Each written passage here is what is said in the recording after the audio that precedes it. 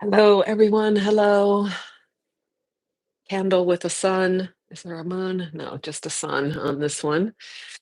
From Breckenridge, Colorado, a little candle shop with many, many candles. Thank you for being here. Thank you so much.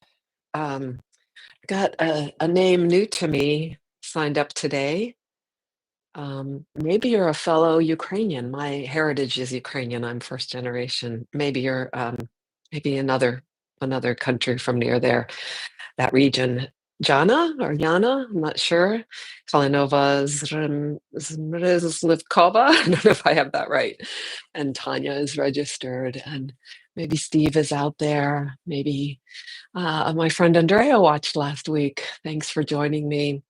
Others of you, I keep a list of those of you that I know. Let's see who else has joined. Lisa joins often. We had a Patty, Nina. Oh, Nina, I haven't seen you in a long time. We are overdue, as well as others of you. Just not keeping up with everyone these days. Kathy, Christine, Allison, Alexa. Thank you so much, all of you, and many, many more of you who join often. So today my theme. Let me see what I need here. I'm gonna need my poem to be nearby. There we go. So we're here through Sun and Moon Yoga Studios portal, and we'll fully arrive. We'll get grounded. I'll be introducing my theme that helps guide us and inspire us in our practice and in our path. And hello, Steve. Good morning. Good morning. Thanks for being here. I will. We'll do a little practice. Today's practice will be indeed a very gentle breathing practice. So very little big movement, but rather movement of our breath, awareness of that movement. And then we will sit in silence together. Silence, which I punctuate with some guidance, and I'm always intending to leave more and more silence for us to experience that fully. So today's theme is not alone, and maybe just presenting that little phrase as we get grounded. You can just feel for yourself what the words "not alone," what that brings forth for you, and then I'll say more about it. So it's so valuable, this part of the practice. If you do nothing else but just join me for these couple minutes of getting grounded is so useful. And if you're watching me, you see that I'm moving. I'm putting my scarf on as I turn the space heater off, and it's a little chilly. It's fine if you're not at 100% still right now, but the intent now of, I love to call it arriving, to just arrive and feel ourselves fully right here. Feel yourself. How is it that we do that? And I'll share what works for me. And as I share this and use these pointers, you can find, maybe it'll resonate for you and maybe not. And that's useful. If it's not resonating, what works for you? How do you mark and remember and um, grow these neural pathways for that topic of connecting with the presence that is always here, our own presence? So for me, the first thing that happens, this is something that nobody taught me, but I just feel it. I almost feel like all these threads of where my mind is pulling out there and out there and up there and down there and behind me. So that's spatial, but it's also in time. It's pulling me to the past or to the future, to the near future of an hour from now, of a week from now, of 10 years from now. And it feels like these threads, like threads of a spider's web that's, and when I make the intent to arrive here, I'm just coming right, pulling them all back to that center of the three-dimensional web of my thoughts and imaginings and memories.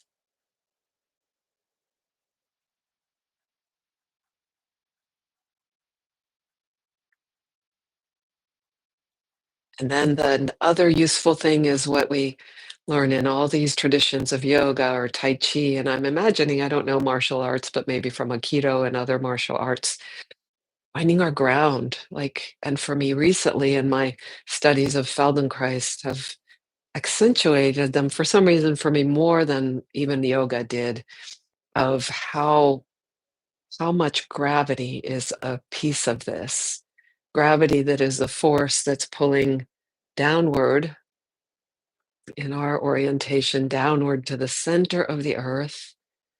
And it has an equal and opposite force of levity upward. And so when you find, and I think of it as a grid of these lines dropped anywhere around me, through me, invisible lines, but very palpable, that once I feel them, that it becomes easier to stand, to sit, to lie, to be wherever I am, whatever asana, whatever place we're holding, whatever position, and even in movement, how that grid supports us and we don't have to work so hard all alone on this body, trying so hard to keep ourselves upright or balanced or whatnot, that it's this gravitational levity gravity force field that assists us if we tune into it. And part of that, and I haven't mentioned it yet, is whatever parts of the body are touching the ground, our own neurological mechanism that's so helpful, sending signals. And as I tune in now to the feel of my jeans and my this carpet, the very texture, that we get information about that. Of course, I am very familiar with this carpet. I know it so well. Mm, it actually has an emotional long-term tie for me. Um, but but even if I didn't, if I just arrived here and I just sat down, I would know something about this carpet, even with my eyes closed, from the way my hand is touching it, the sides of my legs, my feet, and the floor underneath. Even if I didn't know that it's a white tile floor, I can sense that. Below that is a little more tough. I'm aware that there's concrete under there, but I can kind of feel the cold of the concrete coming up. And this kind of density that's different than sitting on a wood floor or a cork floor as we have in our studios, which is such a cool thing. All right, so arrived and sensing breath now. As you tune into your breath, I will read the poem that I want to share today. Again, this poem is entitled Still Learning How to Pray. And in terms of this theme of not alone, as you're listening to my words, the poet's words, and your breath together, I'm thinking in the last few weeks, especially as I've had some periods of little depressions and fears, and I started realizing, reminding myself, oh, yeah, I could ask the universe the way I'd phrase it. You may phrase it asking God, asking the absolute, however you do, the larger than our self, than our this body self, small self. I'm reminded, oh, yeah, I feel in charge of certain things, and I think I'm in charge of a lot more than I am. So, can I ask for the help? Can I ask for the guidance? And as I've been holding that intention a little more firmly, it shows up. It shows up for us, for me. So try it out. It's not something I've been good at remembering, but I'm feeling really desperate these days to lean into that. So, still learning how to pray. Just listen, just loosely, openly, with all your cells. When the fragile egg of your heart is about to burst, watch for the delta of geese winging across the sky. Look, they cry, pray in geese today, pray, flow, pray, grace, pray the wild delight of trusting to air. Watch for the dragon who raises an eye above the horizon. Pray dragon, she tells you, pray fierce, pray focus. Pray the way magenta flows into tangerine and tangerine to indigo. Pray in rays of rising sun.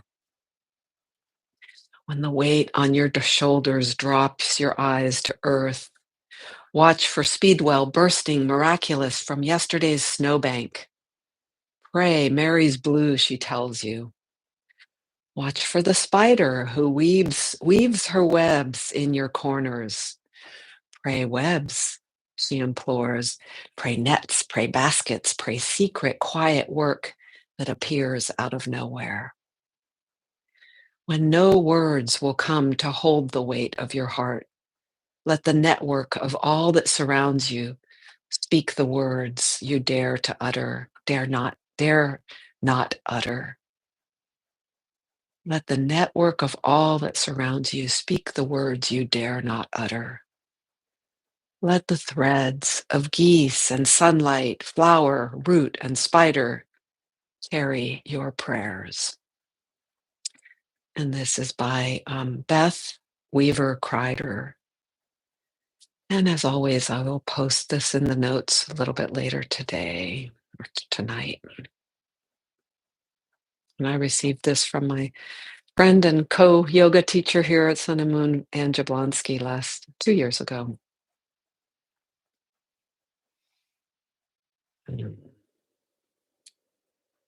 Kind of a little bit abstract in a way, this poem, more abstract than some poems.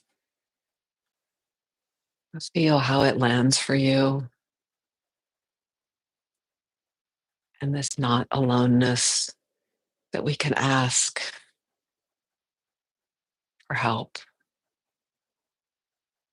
And we're not alone in another way here, even though I'm just with my dog in this room and with the computer electrons, as my brother calls it. I know you're out there. We're together, supporting each other in this practice. So as you've been listening and feeling the threads of this theme I'm weaving today, and feeling your breath, now let me intentionally guide us to feel our breath. I'm noticing low belly.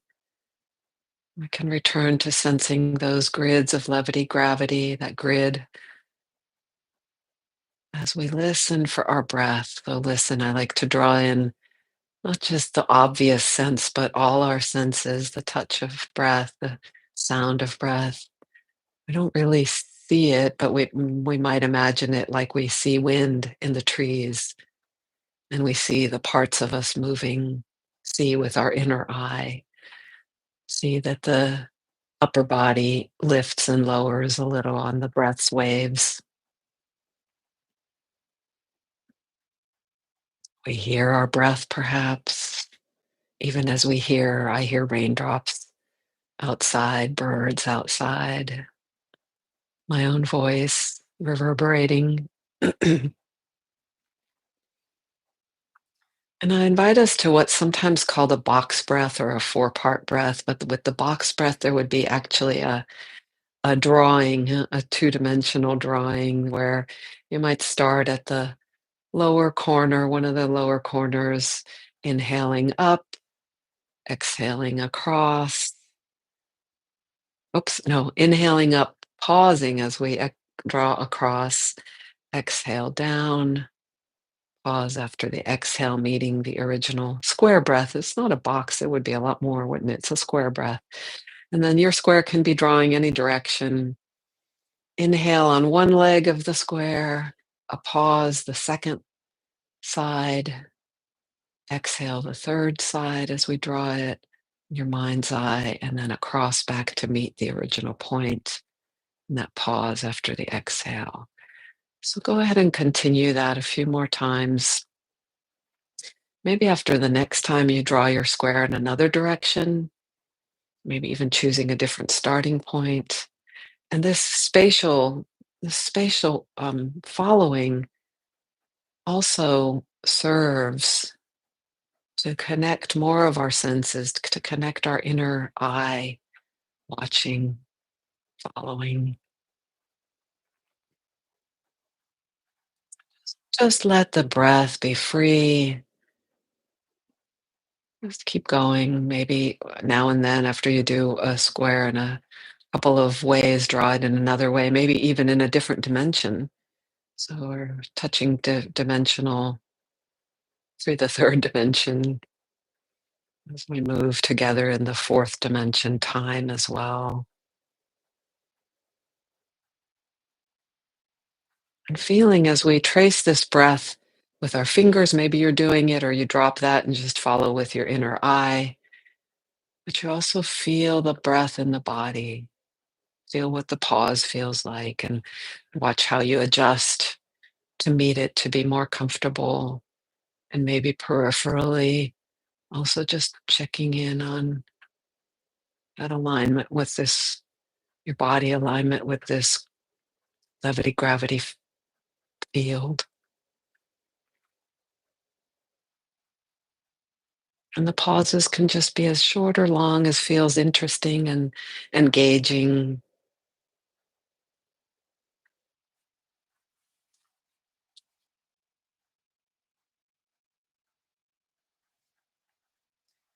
Take a couple more breaths in this, using this square format. And when you let go of the imagery, let go of the movement, the following, and simply once again land as presence.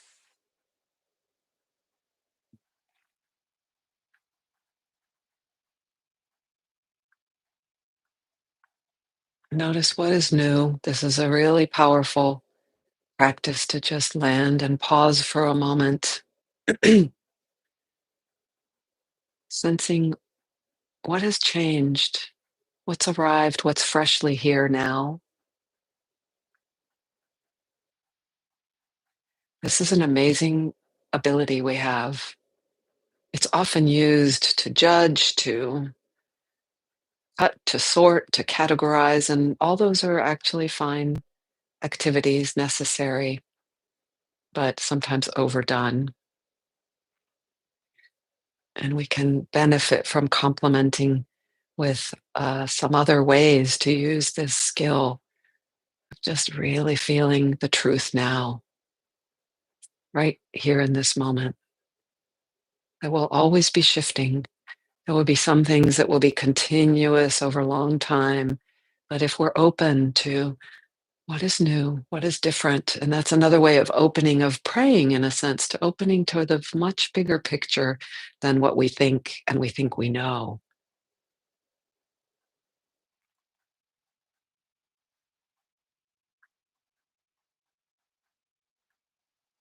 Being gentle with ourselves.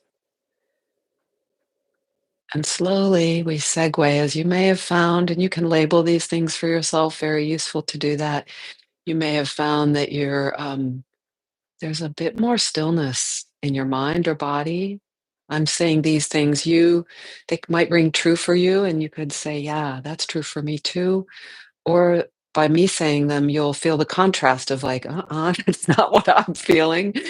And so name your own truth here now. Very powerful. And even as you say it to yourself, you might feel, oh, yeah, those aren't quite the right words. And the value of saying, acknowledging, seeing the accurate language is that very powerful for how we feel meaning for ourselves, our own value and meaning, and how we feel meaning, or how our meaning connects with the meaning of our surroundings and our world. In other words, what will be the next obvious thing for my interaction? And this pausing, hugely powerful for it. So, yes, hugely powerful. If we don't leave time and space for this, we get caught in the sameness and we wonder why. And it's partly our own fault of not to judge ourselves for that, but we're caught because we aren't able to let go of what we're firmly holding on to. So when we open the hand of thought, we open to the possibility and creativity of what now. And let's take now about 8 minutes of meditation. So this is the portion where I encourage stillness. And as I mentioned last week, this phrase from Papa Schiffman, be still without holding yourself still.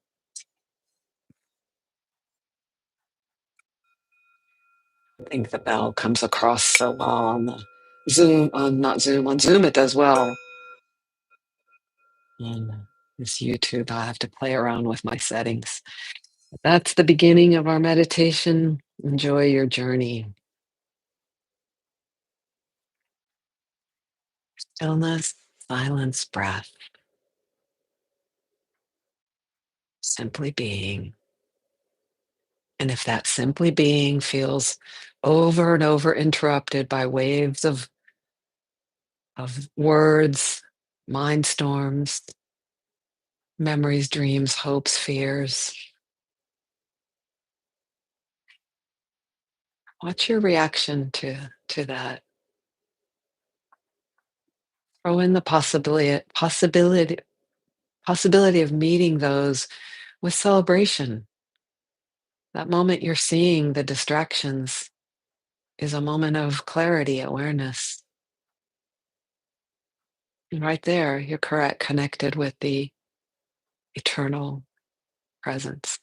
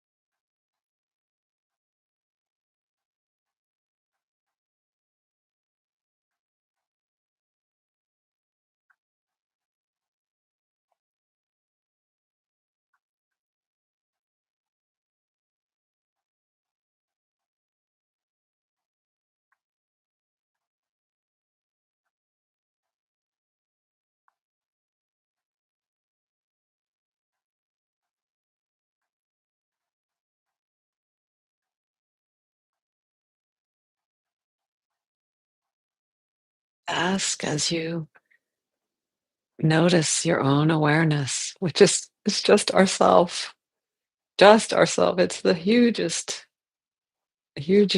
thing to know about ourselves, the most valuable, and what that feels like, even if it's just here for a fleeting moment. Eventually, there are longer moments.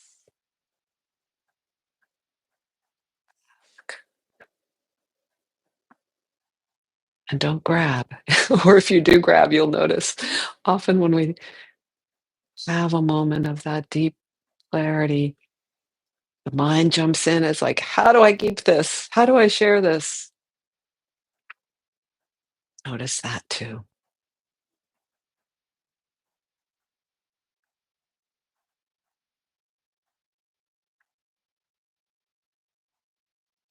Notice that noticing happens is always happening, it's effortless. Align with it.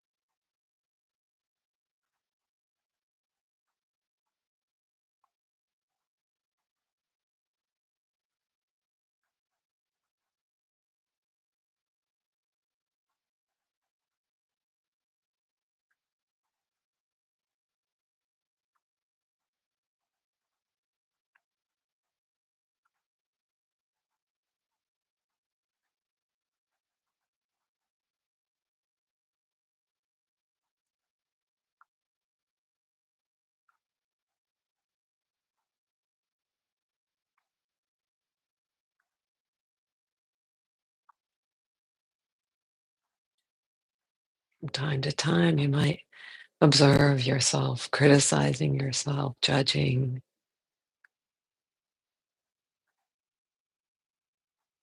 Observe that. Perhaps question it.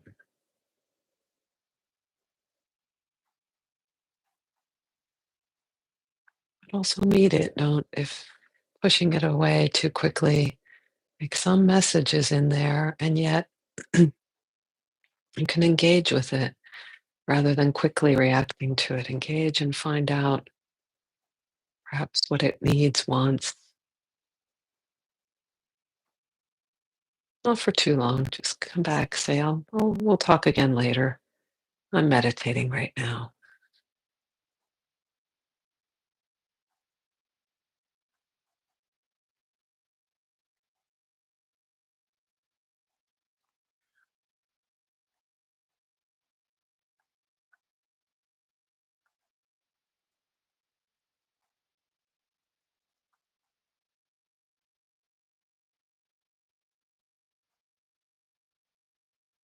Several more breaths together.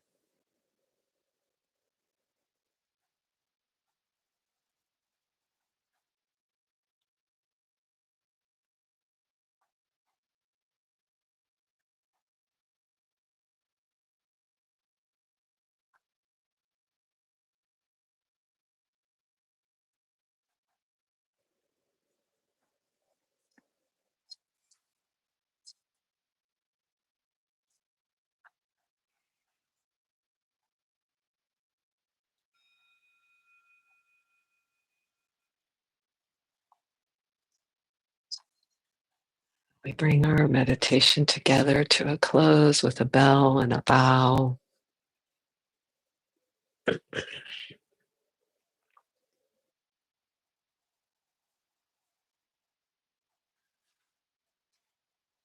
Once again, as we did after the breathing, don't jump out too quick.